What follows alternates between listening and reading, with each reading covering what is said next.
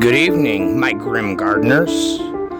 They say that love can strike hard, but tonight's story proves it can also be deadly. This is the Evening Report from New York, May 1963. Washington. In a move expected to draw wide attention from both Congress and the business community, the Ford Motor Company today announced it will offer President Kennedy a proposal for a $10 billion tax cut plan.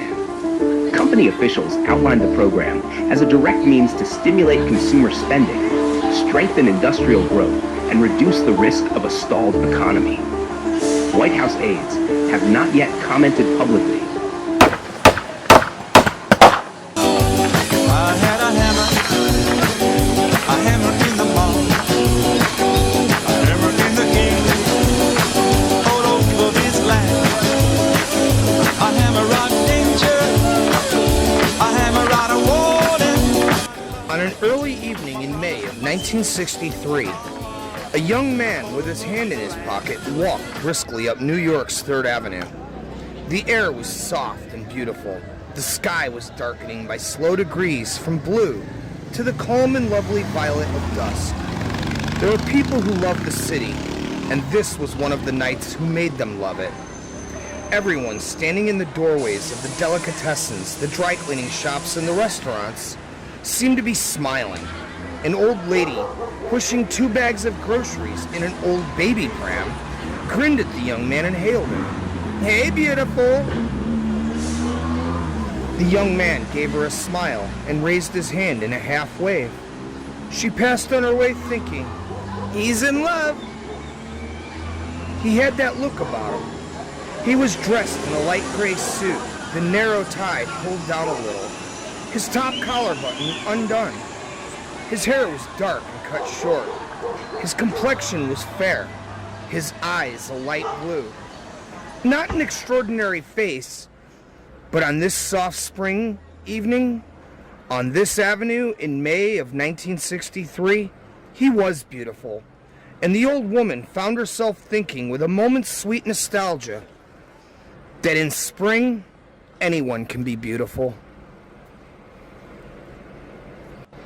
If they're hurrying to meet the one of their dreams for dinner and maybe dancing after. Spring is the only season when nostalgia never seems to turn bitter, and she went on her way glad that she had spoken to him, and glad that he had returned the compliment by raising his hand in a half salute. The young man crossed 63rd Street, walking with a bounce in his step, and that same half smile on his lips. Partway up the block, an old man stood beside a chipped green handcart filled with flowers. The predominant color was yellow, a yellow fever of jonquils and late crotchets. The old man also had carnations and a few hothouse tea roses, mostly yellow and white. He was eating a pretzel and listening to the bulky transistor radio that was sitting kitty corner on his handcart.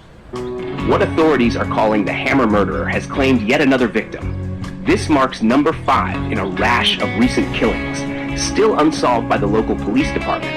New York authorities are urging young women walking alone to be extra cautious this evening. Meanwhile, President John F. Kennedy has declared that the situation in a little Asian country called Vietnam will bear close watching. And closer to home, an unidentified woman has been pulled earlier today from the East River.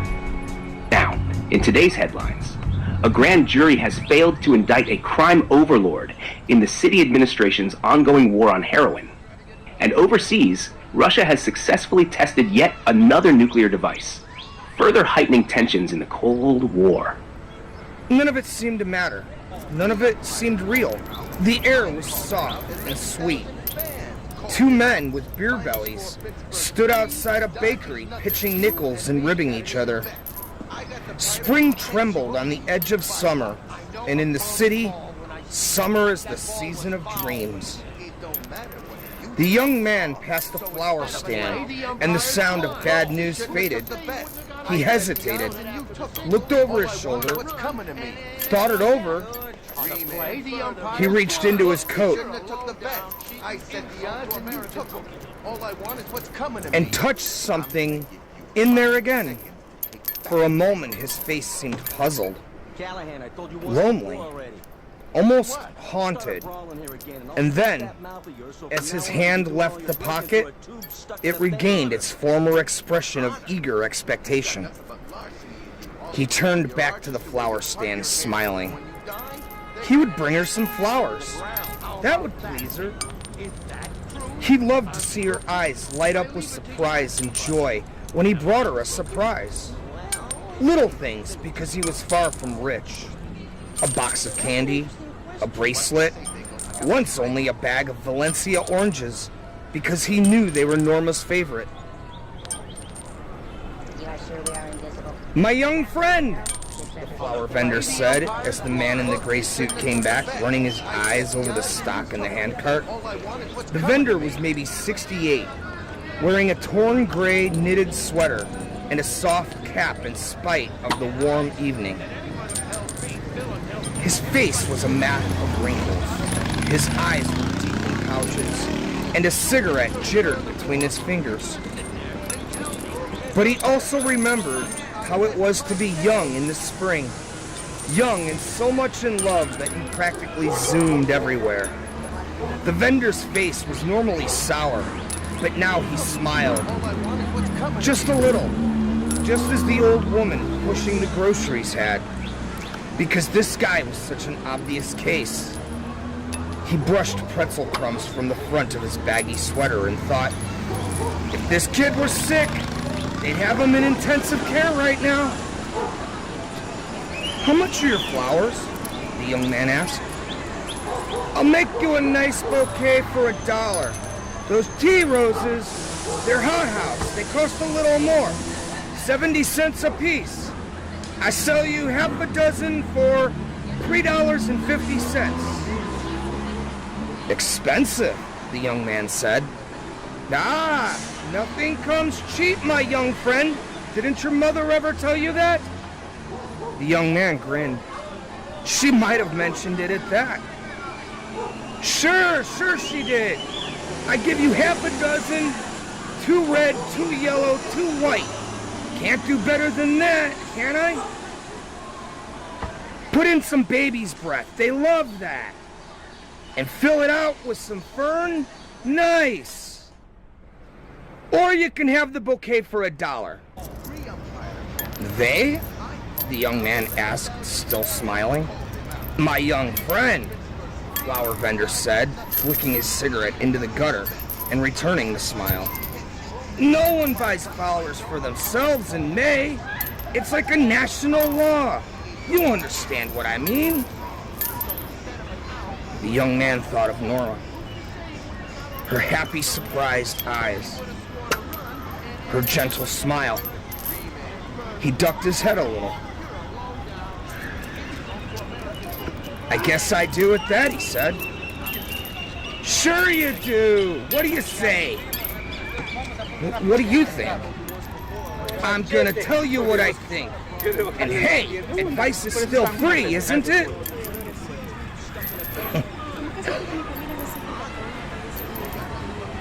The young man smiled and said, "I guess it's the only thing left that is." "You're damn tootin' it is," the flower vendor said. "Okay, my young friend, if the flowers are for your mother, you get her the bouquet. A few jonquils, a few corsages, some lily of the valley. She don't spoil it by saying, 'Oh, Junior, I love them. How much did they cost? Oh, it's too much. Don't you know enough not to throw your money around?'" The young man threw his head back and laughed. The vendor said, "But if they're for your girl, now that's a different thing, my son, and you know it. You bring her the tea roses and she don't turn into an accountant. You take my meaning? Hey, she's gonna throw her arms around your neck. I'll take the roses," the young man said, and this time it was the flower vendor's turn to laugh. The two men pitching nickels glanced over, smiling. "Hey, kid," one of them called, "you want to buy a wedding ring cheap? I'll sell you mine. I don't want it no more." The young man grinned and blushed to the roots of his dark hair. The flower vendor picked out 6 tea roses, snipped them, a little spritz with water, and wrapped them in a large concave spill. Tonight's weather looks just the way you'd want it. Fair skies and mild temperatures in the mid to upper 60s. Perfect for a little rooftop stargazing if you're the romantic type. Enjoy Greater New York.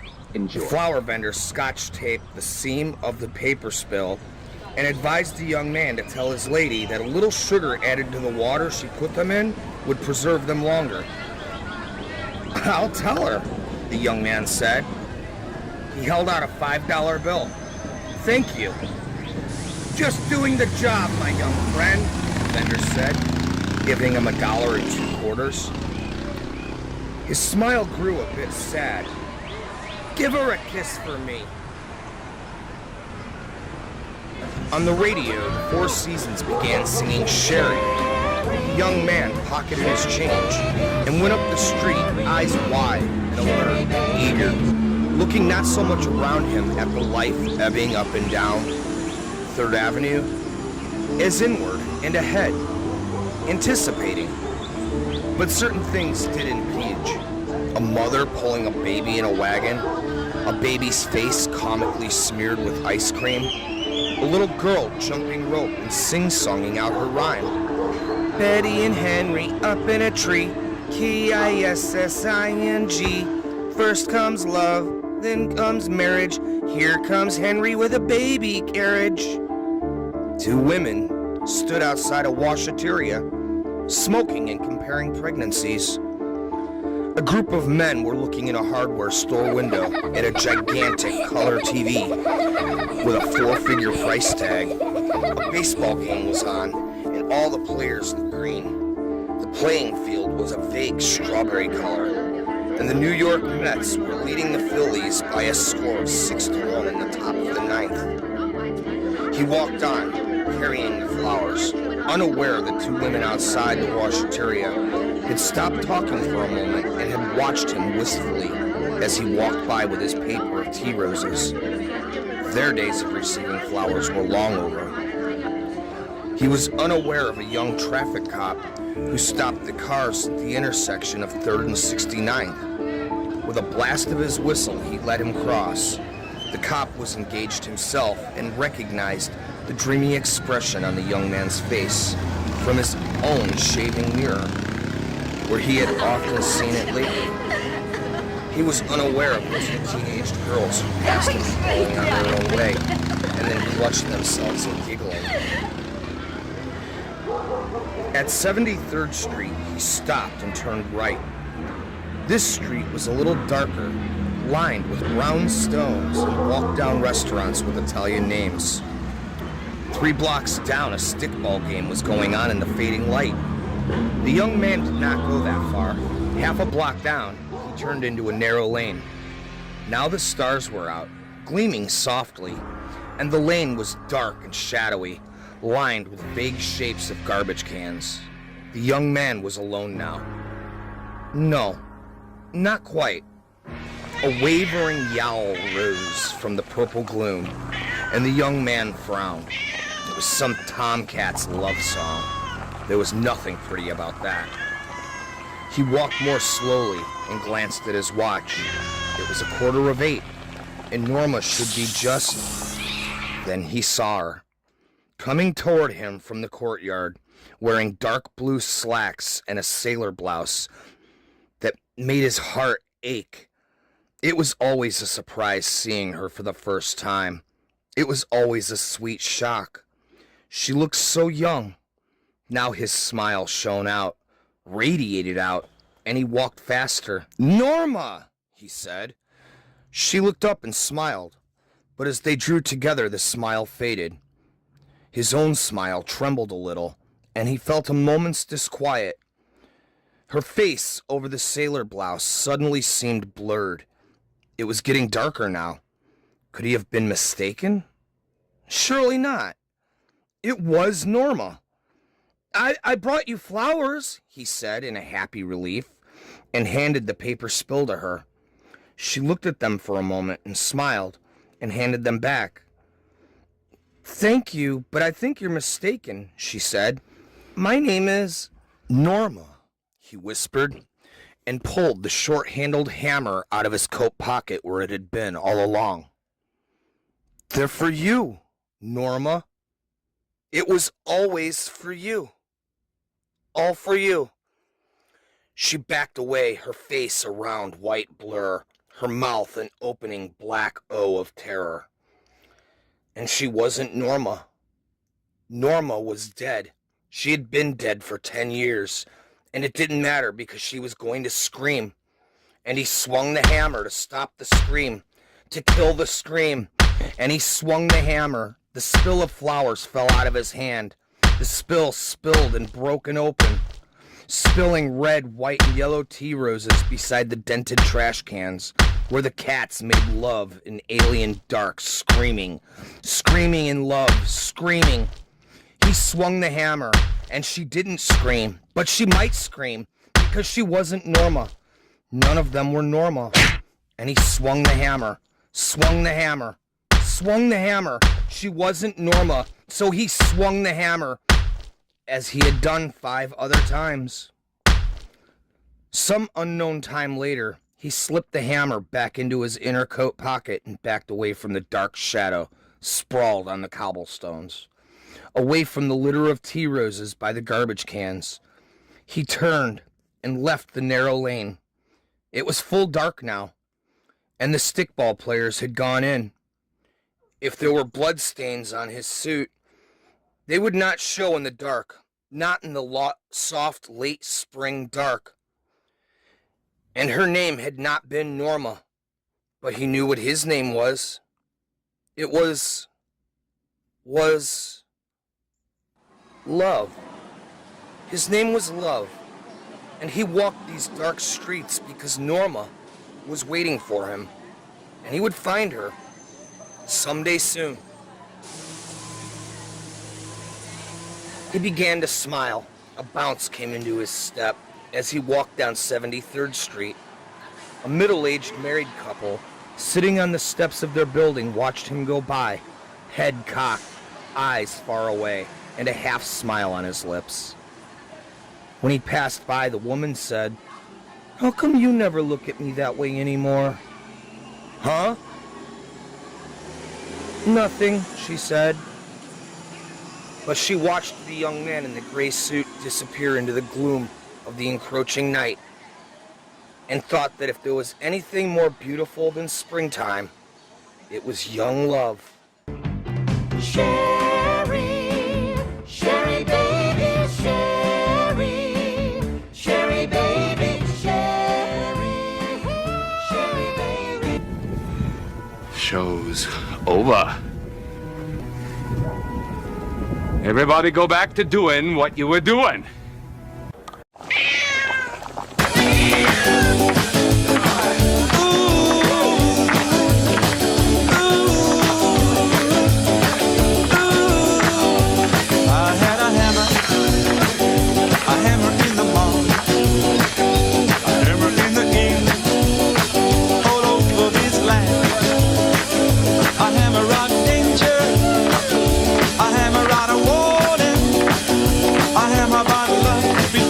My brothers and my sisters, all over this land.